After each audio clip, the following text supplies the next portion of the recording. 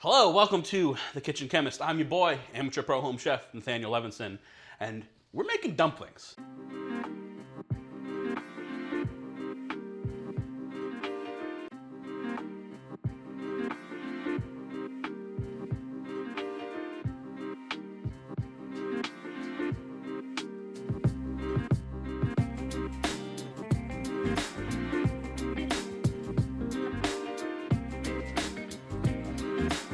We're rolling.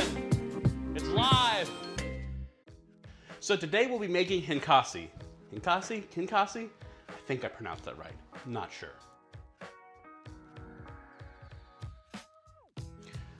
So, Khinkali. For the dough, you'll need flour, salt, water, and an egg.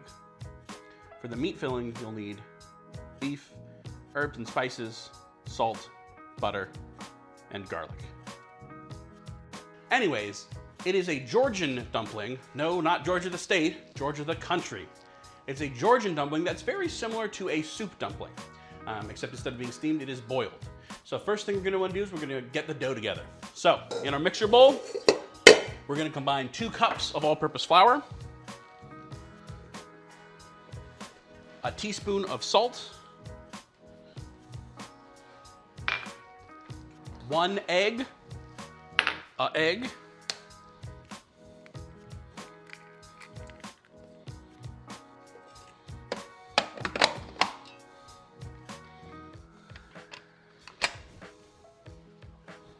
and about a half cup of water.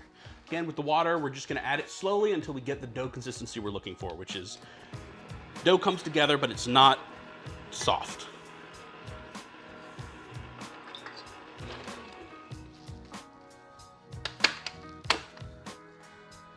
So we got our nice taut ball of dough, and we're just gonna cover this in plastic wrap and let it rest for about 30 minutes.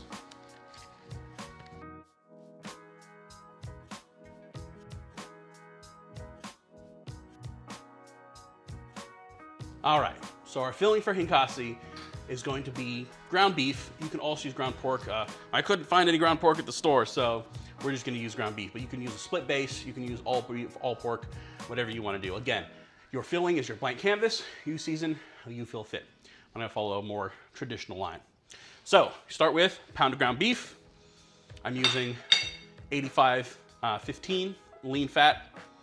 I'm gonna add a teaspoon of caraway seeds, a half teaspoon of ground cumin, a half teaspoon of celery salt, and a half teaspoon of regular salt, a half teaspoon of ground coriander, a teaspoon of fresh thyme, and 2 tablespoons of melted butter. So again, and a teaspoon of fresh cracked black pepper.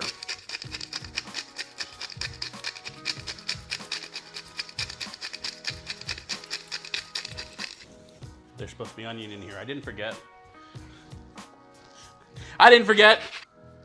So I'm just gonna use a potato masher to kind of break up the ground meat, and then I will mix by hand.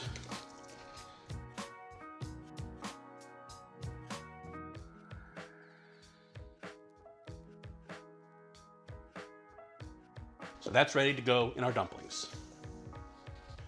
So now that our dough has had time to rest, it's time to put our Khinkali together. So we're gonna take some flour our work surface, lay out our dough, make sure it's well floured. We're gonna roll it out about half an inch, quarter inch to 1/8 inch thick. Don't want half an inch, that'd be some thickety boys.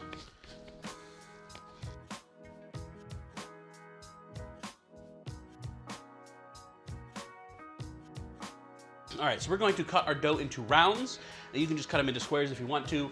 A round is a little bit better for the shape that we're gonna be making. So, I've got my handy dandy Boston shaker. I'm just gonna press and twist. Press and twist. Press and twist.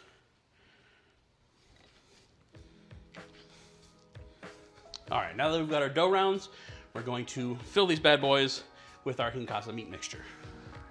Whoop. Whoop. So nice hefty scoop. Put it in. And then what we're gonna do is we're gonna kind of do a pleat, bring it up, over, over. Okay, and what you're gonna wanna do is kind of push it up and take all this dough and twist it into a stem. So we have like a little pouch.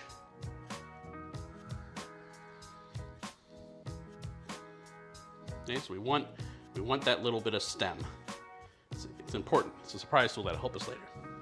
Okay, so we're just gonna put some meat in all our rounds. So we've got a pot of water boiling, lightly salted. We're gonna drop our khinkali in. They're gonna cook for about 10 minutes. So khinkali are typically served as is, and they're similar to a soup dumpling. So the reason we made them with the stem is so you pick it up, hold it upside down, and you kind of eat it like a dumpling lollipop. Mmm, mmm.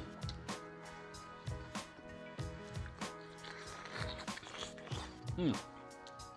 Ooh. Really good. Just all the succulent juices, the meat and the butter, and that seasoning added, just all kind of burst through. It's just a nice little bite. And if you only eat the stem, then you got room for plenty more. Mmm. Oh man, that's good. Mmm, mmm, mmm. Woo. So until next time, I'm your boy, amateur pro home chef Nathanael Levinson. It's Georgia, but not the state.